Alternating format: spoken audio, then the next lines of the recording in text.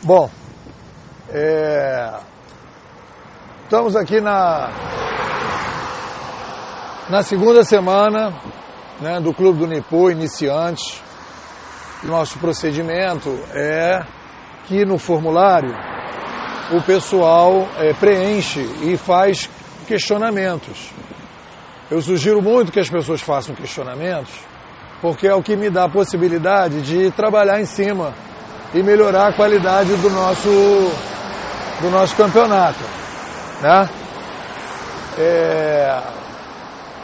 Da semana passada, a Joana fez uns questionamentos na discussão sobre ambientação e já entrando nessa discussão também da percepção, ela coloca algumas questões que eu acho que são questões relevantes, porque ela se pergunta o seguinte: a sociedade quer pessoas pensantes? Pessoas pensantes são maioria ou são minoria? A gente pode superar essas dificuldades, né, da sociedade?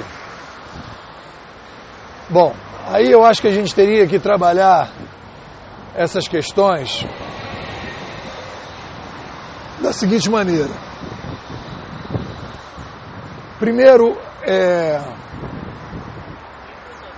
o ser humano, de maneira geral, eu acredito que ele tende ao conservadorismo. De maneira geral, ele tende ao conservadorismo e tende ao hábito. Por uma questão de economia, até, né, de cérebro, de pensamento, de mudança, a maior parte das pessoas quer viver sua vidinha, tocando as coisas, etc, etc, quer que as coisas funcionem, né? É mais ou menos isso, que é o que eu acho que a maior parte das pessoas, se você perguntar o que é a felicidade, a maior parte das pessoas vai dizer: a felicidade são momentos felizes, né? E aí quer ter um trabalho legal, ter os filhos, ter família, ou ter, sei lá, cada um com a sua viagem, mas de qualquer maneira eu acho que esse é um padrãozão, assim. Então esse é mais ou menos o geral, né? Então eu acho que existe, assim, por tendência, independente da época ou não, a maior parte das pessoas, eu acho que elas querem ter o ideal de vida tá bem, resolver os seus problemas, assim, básicos, né? E viver com menos sofrimento e, se possível, com mais qualidade. Então isso aí é um dado. E aí você vai, em qualquer sociedade, você vai ter esse lado muito forte de manter as coisas do jeito que elas são e tal, dificuldade de mudança, porque a dificuldade de mudança exige, né, um conjunto de procedimentos, né, e causa sofrimento e tal, e a gente tende a permanecer mais ou menos do mesmo jeito, né? Então acho que isso aí talvez seja uma tendência, né? Porque a pessoa precisa sobreviver e na sobrevivência ela tende já que eu estou, digamos, sobrevivendo com essa estrutura agora, por que eu vou mudar, né? Obviamente que quando a pessoa vai vendo a possibilidade de melhorar, ela vai fazendo pequenas mudanças e tal, e isso tudo faz com que a gente tenha, então, um momento assim. Eu acho que essa seria uma tendência geral do ser humano. Seria assim que eu penso hoje, pode ser que amanhã amadureça isso, mas por enquanto eu acho que minha conclusão seria essa.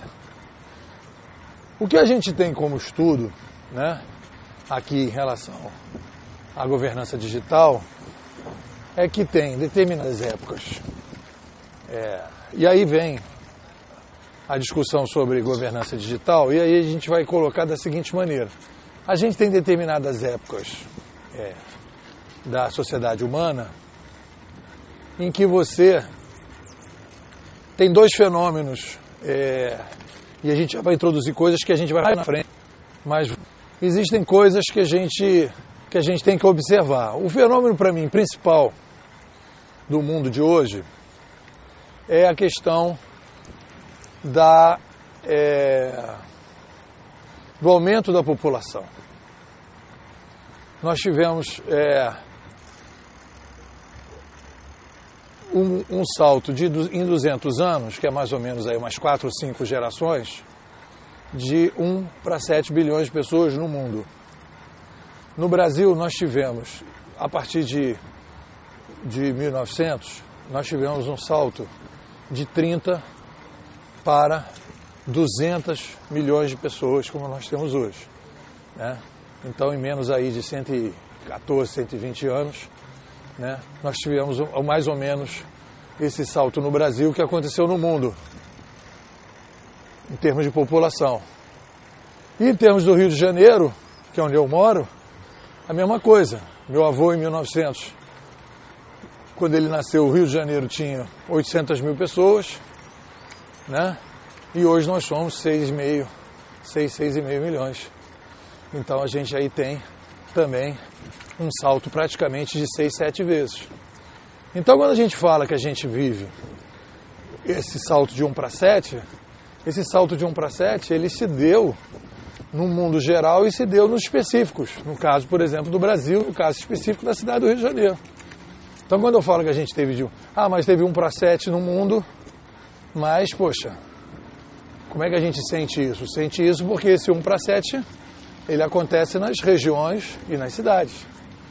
Então, uma coisa é um mundo, uma cidade do tamanho do Rio com 800 mil pessoas em 1900, e a outra coisa é essa mesma cidade com 6 e tal milhões de pessoas. E obviamente que os problemas serão outros.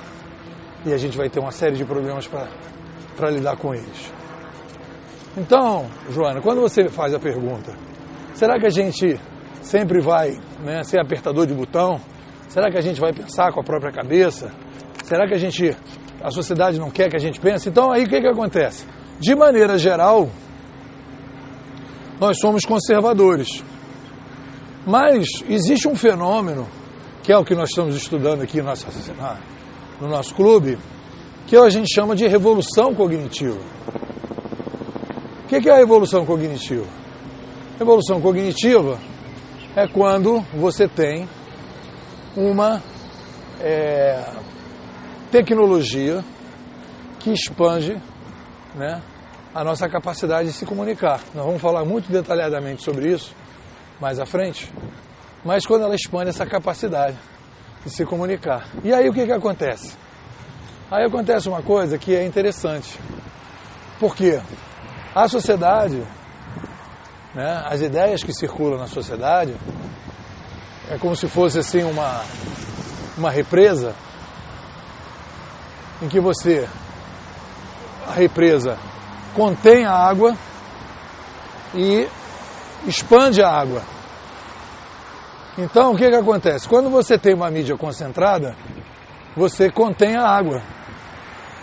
E quando você expande, você permite que as ideias circulem na sociedade.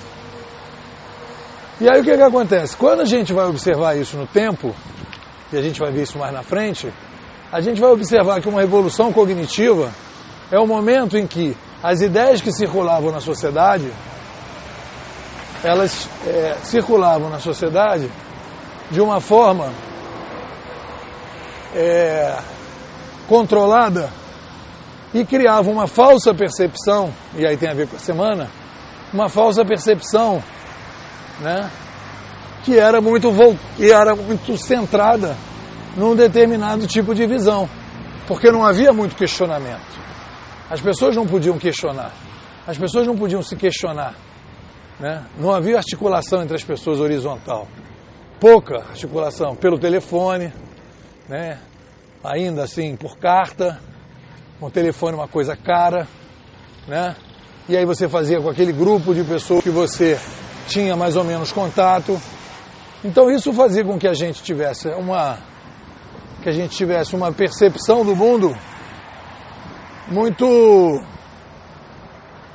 limitada. E com isso, houve uma necessidade, depois nós vamos ver por que isso mais na frente, que essa concentração vai moldar, né? Os últimos 200 anos vão ser, talvez os últimos 100 anos principalmente, são moldados por essa necessidade de concentração. E aí o que acontece? Você vai montar escolas, você vai montar empresas, você vai montar todas as estruturas organizacionais. Fala, cavalinho!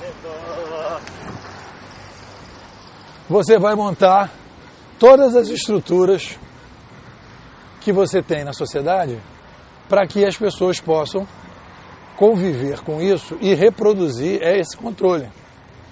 Então você vai montar uma escola, um ensino, um modelo educacional, em que você vai montar um modelo educacional que você tem. Se você reparar que o modelo educacional é um modelo similar ao da grande mídia. E se você olhar o modelo das organizações produtivas, você vai ver que as organizações produtivas são iguais também a essa grande mídia, esse controle das ideias. Você tem um núcleo pequeno produzindo ideias, tomando decisões, né, resolvendo problemas, e aí tem todo o problema que é fazer isso num grupo pequeno e todas as crises que isso vai gerar mais na frente, e o resto do pessoal seguindo aquela orientação que foi dada. Então, toda a formação, toda a estrutura cerebral, a plástica cerebral da gente, é uma plástica cerebral que foi montada, foi moldada para que a gente pudesse repetir essas estruturas. Então, você na escola, por exemplo, todo modelo educacional é um modelo que vai fortalecer a memória.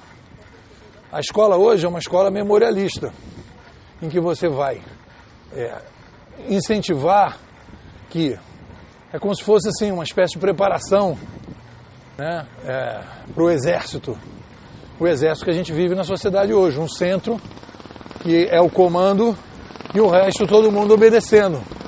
E a escola vai montar em cima disso. Tem um centro que é o professor e as crianças recebem aquelas informações todas e elas não podem questionar, elas têm que simplesmente dizer que decoraram e elas vão ser beneficiadas.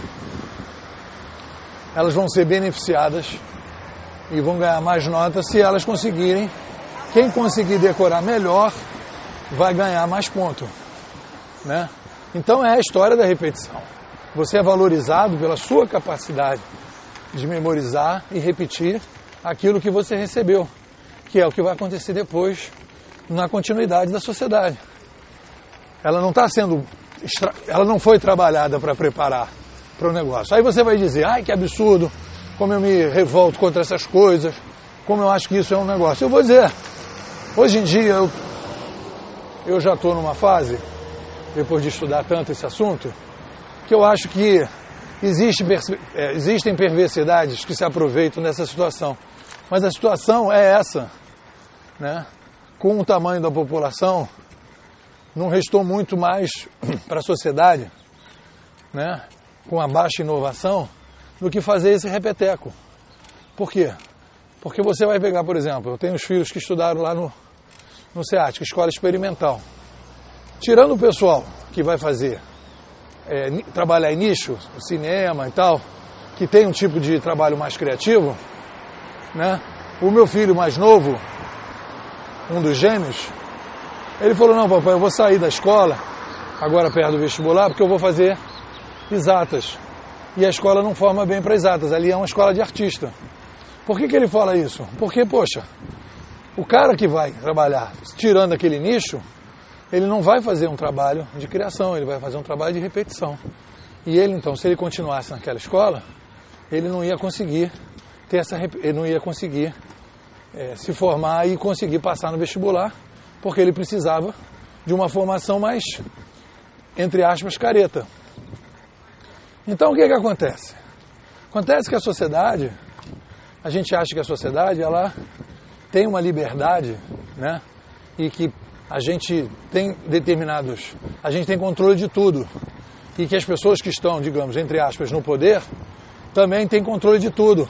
Eles fazem o que eles querem. Aí as pessoas têm a fantasia de se assumir o poder, aí elas podem fazer todas as mudanças. Elas não entendem que existem limites da própria espécie. A espécie ela tem algumas decisões que ela pode tomar, mas tem outras que ela é obrigada a seguir. Ela é obrigada a aceitar como uma limitação da espécie. Então, se você cresce de 1 para 7, você vai ter que dar nó em pingo d'água para poder organizar uma sociedade tão grande assim, com tanta gente. Então, o que você faz? Você concentra e você tira das pessoas a capacidade de cada um pensar pela sua própria cabeça. Porque o negócio é criar um modelo mais próximo do exército para todo mundo seguir.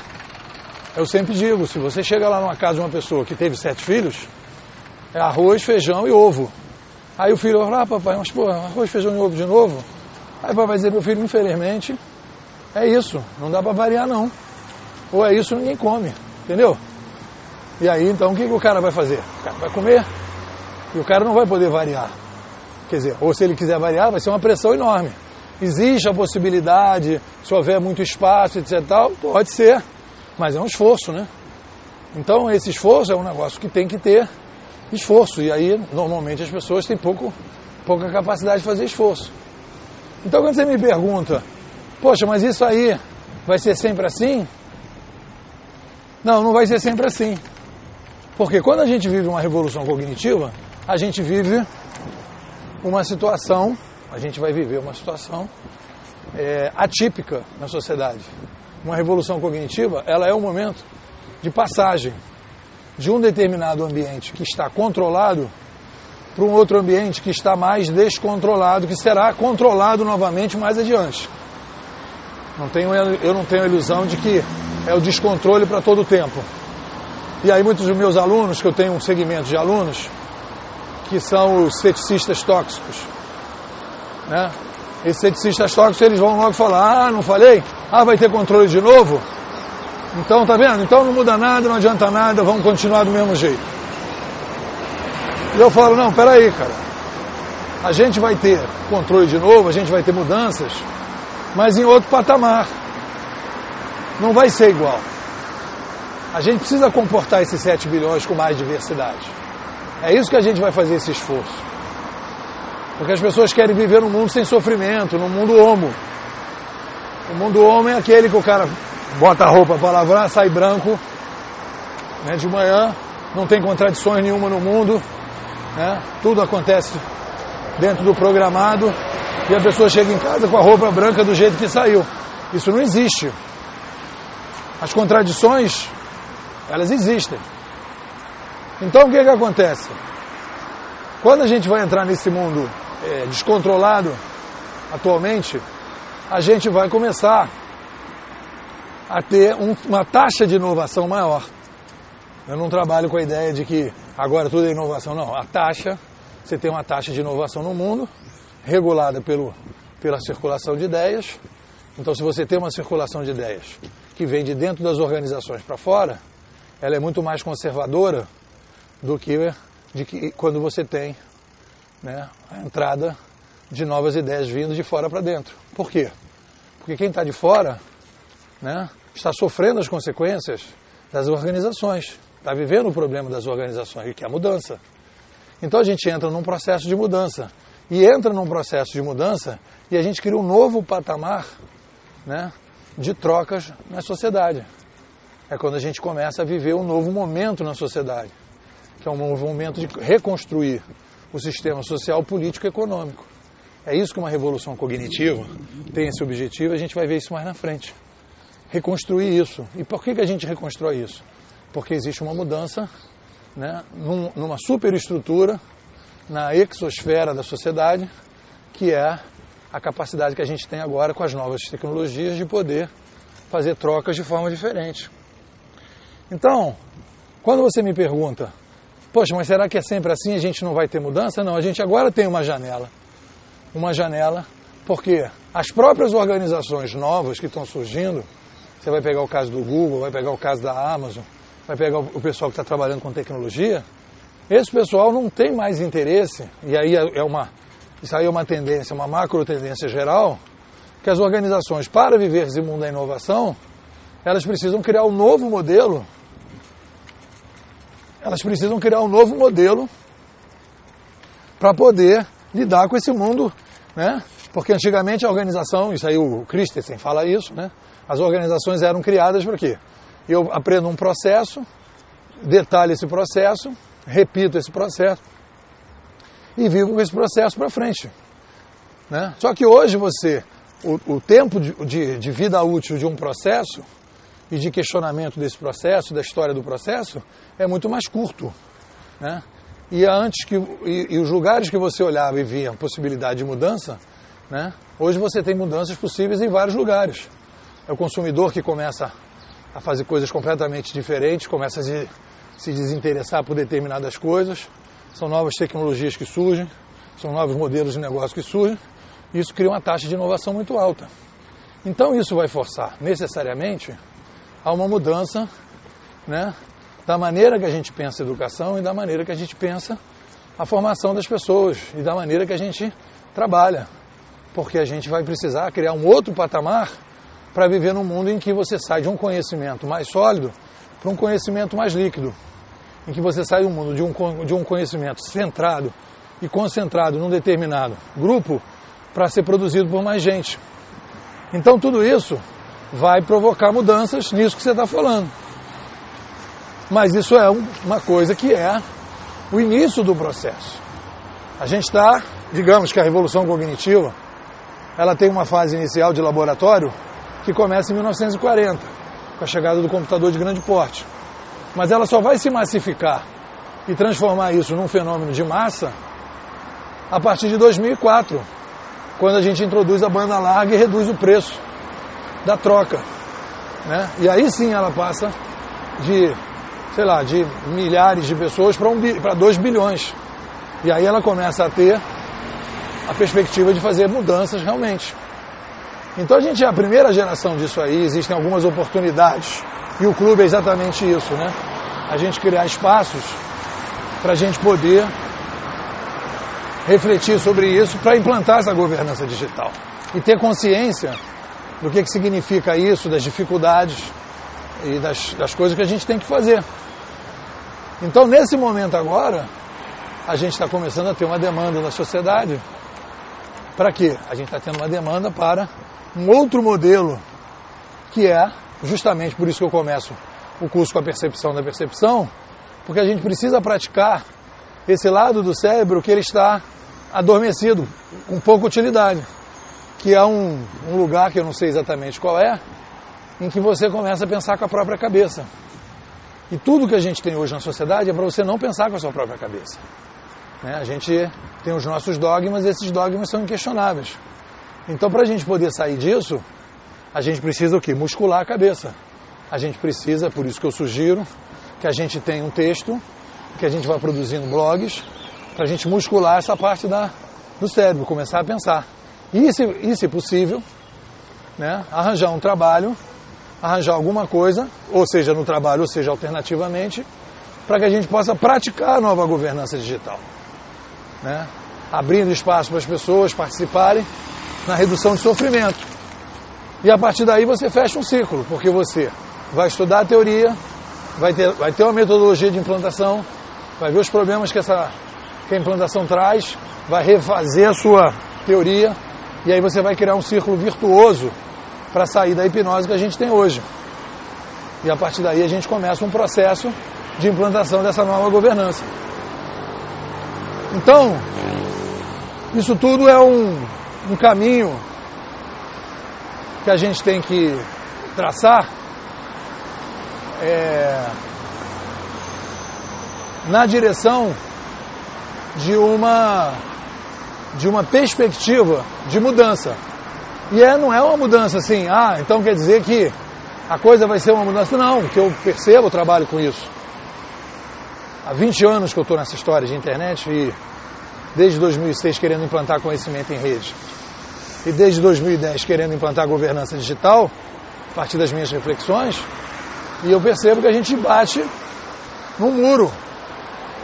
Um muro grande, né? E esse muro é um muro difícil, Porque as pessoas estão completamente intoxicadas por esse modelo de não pensar com a sua própria cabeça. E eu não tenho perspectiva e não acho que a gente vai ter mudanças muito grandes, né, nesse momento. A gente vai começar esse processo. Quem talvez vai começar a colher um pouco mais os frutos são os nossos netos. Então eu trabalho para os meus netos, né? Trabalho para os meus netos.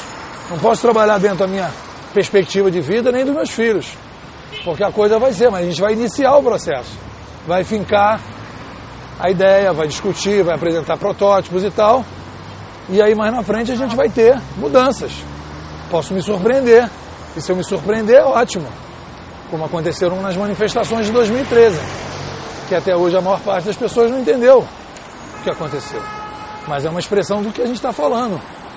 Você tirou das pessoas, né, abriu o dique e as pessoas começaram a querer mudança. É normal isso que aconteceu. E vai acontecer muito mais. O pessoal acha que aquilo ali foi uma coisa passageira. Você vai ver, vai acontecer muito mais, né? Bom, então